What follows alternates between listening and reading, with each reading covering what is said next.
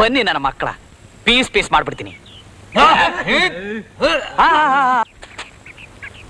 ಈಗ ಬನ್ನಿ.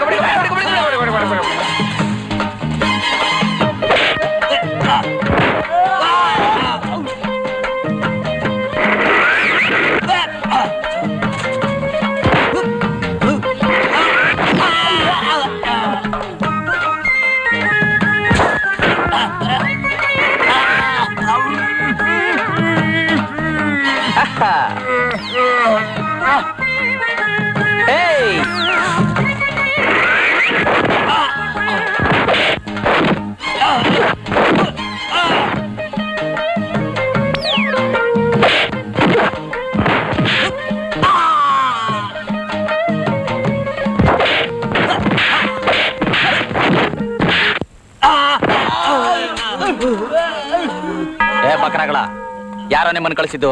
ಸಾವುಕಾರ ಮಗಳು ನಿಮ್ಮನ್ನ ಹಿಡ್ಕೊಂಡ್ ಬಾ ಅಂತ ಕಳಿಸಿದ್ರು. ಅದನ್ನ ಮೊದಲೇ ಹೇಳ್ಬಾರ್ದ? ಹುಡುಗಿ ಕರೆದ ಮೇಲೆ ನಾನು ಬರದೇ ಇರ್ತೀನ? ನಡೀರಿ, ನಾನೇ ಬರ್ತೀನಿ.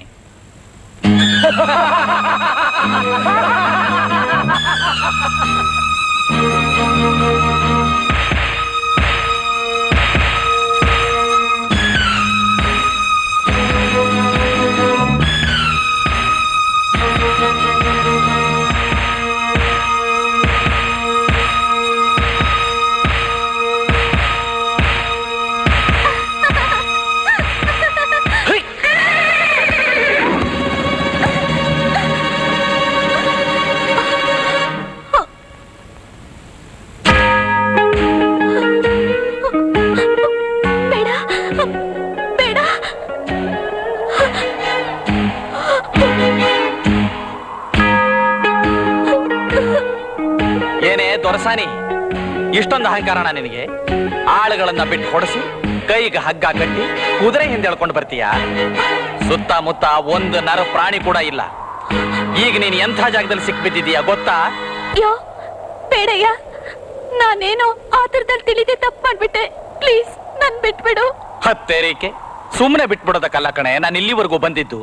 ಕೈಗೆ ಕಟ್ಟಿರೋ ಹಗ್ಗನ ಬಿಚ್ಚೋಕಾಗದೆ ಬಂದಿಲ್ಲ ಕಣೆ ಬಿತ್ರಿ. ಸರಿಯಾದ ಜಾಗ ನೋಡಿ ನಿನಗೆ ಕತ್ರಿ ಹಾಕಕ್ ಬಂದಿದ್ದೀನಿ ಕಂತ್ರಿ. ಯೋ ಬೇಡಯ್ಯ, ತಪ್ಪಾಯ್ತು ಅಂತ ಕ್ಷಮೆ ಕೇಳ್ಕೊತೀನಿ. ನನ್ನೇನು ಮಾಡ್ಬೇಡಯ್ಯ. ನಾನು ಏನು ಮಾಡಲ್ಲ, ನೀನೇ ಮಾಡ್ಬಾ. ಯಾವ ಕೈಯಿಂದ ನನ್ನ ಹಗ್ಗ ಕಟ್ಟಿ ಎಳ್ಕೊಂಡು ಬಂದ್ಯೋ ಅದೇ ಕೈಯಿಂದ ನನ್ನ ಬಾಚಿ ತಪ್ಕೋ. You rock. ಏನಂದೆ? ಅಡ್ಡು ಅಡ್ಡು ಅಡ್ಡು ಅಡುಡ್ಡು ಬೇಡಯ್ಯ, ನನ್ ಕೆಡಿಸ್ಬೇಡಯ್ಯ.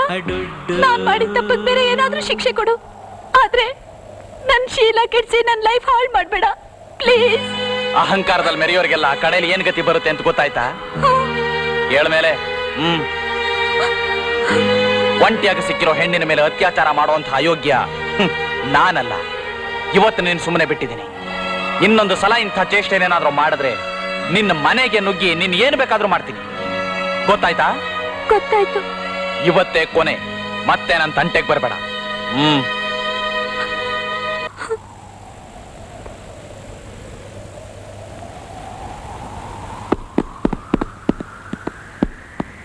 ಏನೋ ಭಿಕಾರಿ, ನನ್ನ ಮನೆಗೆ ನುಗ್ಗಿ ಬರ್ತೀಯೇನೋ?